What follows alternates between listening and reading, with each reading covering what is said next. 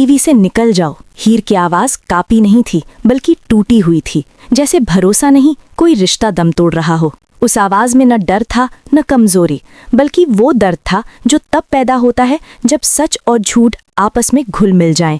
नवाब को लगा जैसे ये शब्द उसके कानों तक नहीं आए बल्कि सीधे उसके अंदर कहीं गहरे जाकर अटक गए हों। खुश हो तुम? हीर ने दोबारा पूछा, इस बार धीमे स्वर में जो किसी चीख से ज्यादा खतरनाक था। निकल गई मैं। खुश हो तुम? उसके आंखों में सवाल नहीं फैसला झलक रहा था।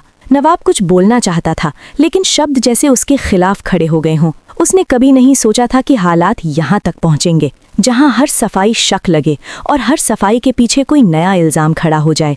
कभी नहीं सोचा था कि तुम गिर जाओगे नवाब, हीर ने कहा, और उस एक वाक्य ने जैसे नवाब के भीतर कुछ तोड़ दिया। वो गिरा नहीं था, लेकिन अब कोई भी उस पर यकीन करने को तैयार नहीं था। स्टॉप इट, नवाब की आवाज़ भर्राई। मैंने कुछ नहीं किया है, लेकिन उसकी आवाज़ में घबराहट थी, और घबराहट अक्सर जुर्म की तरह देखी जाती है। हीर ने उसकी तरफ देखा जैसे किसी अजनबी को देख रही हो। झूठ बोल रहे हो तुम, उसने बिना पलक झपकाए कहा, क्योंकि तुम्हारे अलावा और कौन चाहता था कि मैं यहाँ से चली जाऊँ? उस सवाल ने कमरे की हवा को जकड़ लिया। नवाब को अपने ही शब्द याद आए, वो अधूरे गुस्से में बोले गए जुमले जो अब सबूत बन चुके थे। बेहतर होगा कि तुम सिटी छोड़ दो, उसने कभी यूं ही कहा था, लेकिन आज वही लाइन हीर के लिए सजा बन गई थी। किसी और यूनिवर्सिटी में पढ़ लेना, ये सलाह नहीं थी, ये उसे मिटाने की कोशिश थी। झूठ बोल रहे हो तुम, हीर ने फिर दोहराया, और इस बार उसकी आंखों में आंसू नहीं थे, बस एक ठंडी जमी हुई नफरत थी। नवाब ने कांपती सांसों के बीच कहा, ट्रस्ट मी यार, लेकिन भरोसा अब शब्द नहीं सबूत मांग रहा था। हीर हंसी, लेकिन उस हंसी में कुछ डरावना था। तुम पर ट्रस्ट करूं? उसने पूछा, ये जानते हुए कि तुम ही वो इंसान हो जो चाहता था कि मैं यहाँ से चली जाऊं। हर शब्द उसके गले से नहीं सीने से निकल रहा था। फिर भी मैं ये मान लूं कि तुम नहीं हो, कि कोई और है? उसने तंज कसते हुए कहा। वाओ नवाब वाओ। वो एक कदम आगे बढ़ी। तुम्हें क्या लगता है मैं बेवकूफ हूं? कमरे में सन्नाटा छा गया। तुम ही हो यहाँ सबसे ज्यादा सेल्फिश, हीर लगभग चिल्लाई, जो अपनी छोटी सी जीत के लिए किसी और की पूरी जिंदगी बर्बाद कर देगा। नवाब ने आगे बढ़ने की कोशिश की, लेकिन हीर का उठा हुआ हाथ उसे वहीं रोक गया। मैंने पूरी जिंदगी मेहनत की थी। उसकी आवाज टूट गई। लेकिन तुमने एक पल में सब खत्म कर दिया। उसके शब्द अब भारी हो चुके थे।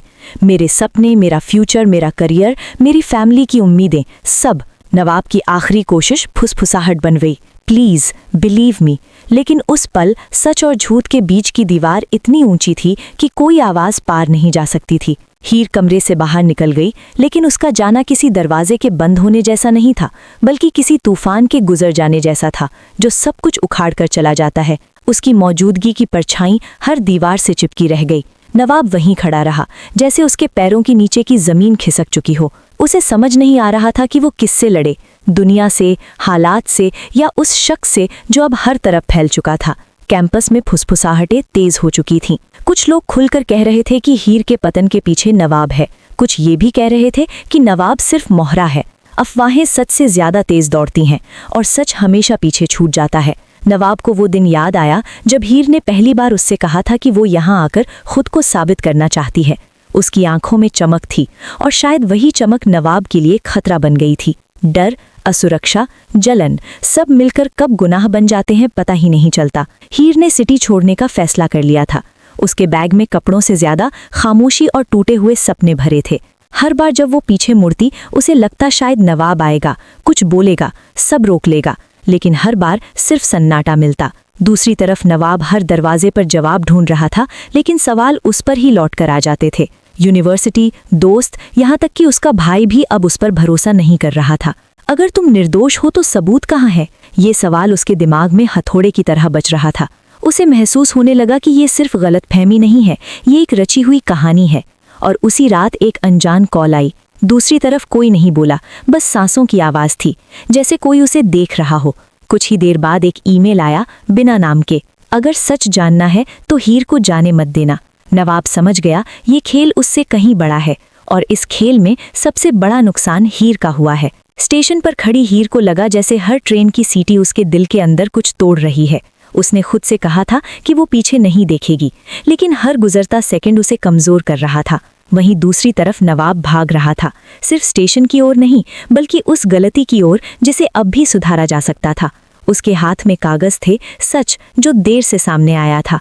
वो सबूत जो बताते थे कि हीर के खिलाफ जो हुआ उसके पीछे कोई तीसरा था, कोई ऐसा जिसने नवाब की कमजोरियों को हथियार बनाया और हीर के सपनों को निशाना। ट्रेन प्लेटफॉर्म पर आ चुकी थी, भीड़ बढ़ रही थी। हीर ने आखिरी बार फोन देखा, खाली स्क्रीन। उसने आंसुओं को जबरन रोक लिया। तभी पीछे से एक आवाज आई, हीर। वो आवाज कांप रही थी लेकिन सच्ची थी। हीर मुड़ी, नवाब सामने था, हाफता हुआ, थका हुआ, लेकिन आंखों में वो घबराहट नहीं बल्कि डर था कि कहीं सब खत्म ना हो जाए। मैंने कहा था ना, मैंने कुछ नहीं किया है और अब मेरे पास सच है। हीर का दिल तेज हो गया। भरोसा अभी भी टूटे कांच जैसा था। अब क्यों, जब सब खत्म हो चुका है? नवाब ने कागज उसकी तरफ बढ़ाए। क्योंकि अगर आज नहीं बोला तो हमेशा के लिए तुम्हें खो दूंगा। ट्रेन की सीटी और तेज हो गई। वक्त बेहद कम था। हीर के सामने दो रास्ते थे, एक जहां वो सब छोड़कर चली जाए, दूसरा जहां वो रुककर उस सच्चाई का सामना करे जो उसकी जिंदगी बदल सकती थी। उसकी आंखों में गुस्सा था, डर था, शक था, लेकिन कहीं ना कहीं एक सवाल भी था। अगर नवाब सच बोल रहा हो तो? यही सवाल आने वाले एपिसोड का सबसे बड़ा ट्विस्ट बनने वाला है। कलर्स के सीरियल तू जूलिया जड्डी में नफरत अब अपने सबसे खतरनाक मोड़ पर है, जहां हर फैसला किसी की जिंदगी हमेशा के लिए बदल सकता है।